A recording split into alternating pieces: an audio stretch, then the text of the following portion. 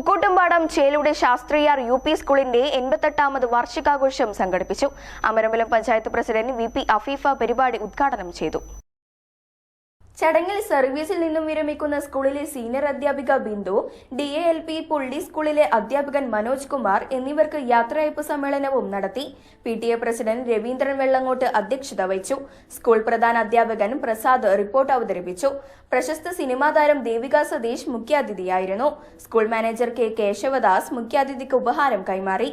തുടർന്ന് വിവിധ മത്സര പരീക്ഷകളിൽ വിജയിച്ചവർക്ക് മൊമെന്റോ നൽകി ആദരിച്ചു.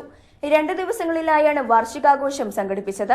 ആദ്യ ദിവസം KG ഫെസ്റ്റും 1ാം ക്ലാസ് കലാപരിപാടികളും, 2ാം ദിവസം 2 മുതൽ 7 വരെയുള്ള ക്ലാസ്സിലെ വിദ്യാർത്ഥികളുടെ കലാപരിപാടികളുമാണ് വേദിയിൽ അരങ്ങേറിയത്.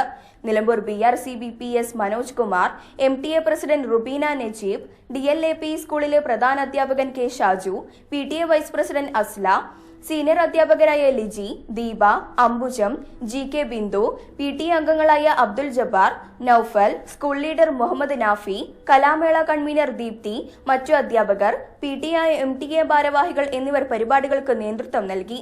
അധ്യാപികയായ മായ സ്വാഗതവും സീനിയർ അധ്യാപകൻ ഹാലിം നന്ദിയും പറഞ്ഞു.